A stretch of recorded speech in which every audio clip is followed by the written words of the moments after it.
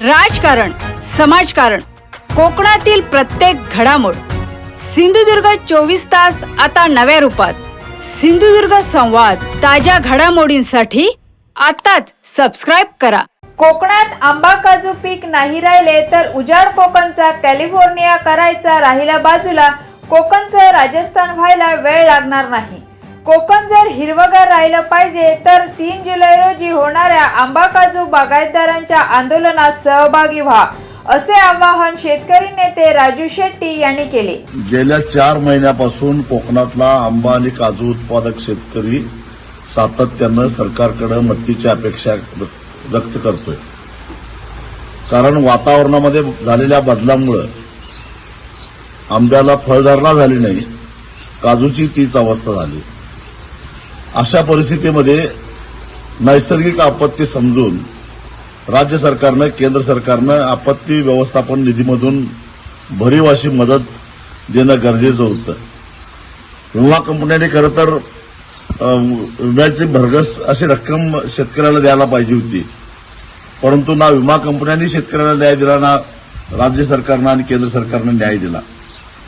केवळ एका कर्माला 220 रुपये देऊन शेतकऱ्याच्या तोंडाला पानं पुसण्याचं काम केलेलं आहे.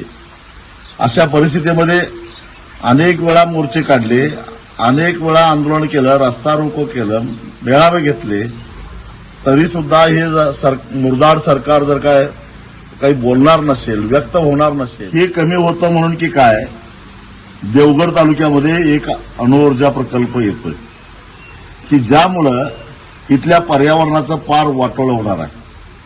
आधीच पर्यावरणाचं संतुलन बिघडल्यामुळे आंब्याचं उत्पादन येणं असं झालेलं आहे. आणि अशा परिस्थितीमध्ये जर का अजून एक अणुऊर्जा प्रकल्प इथं आला तर कोकणच्या लोकांनी आता आंबा, काजू, कोकम ही पिकं आता विसरूनच जायला पाहिजे. एक तर आता भात शेती संपल्याच जमा आहे. जी काही कोकणामध्ये शेती शिल्लक आहे ती आंबा आणि काजूच्या बाबतीत आहे. तेही पीक जर का नाहीच झालं तर सारा कोकण उजाड होईल.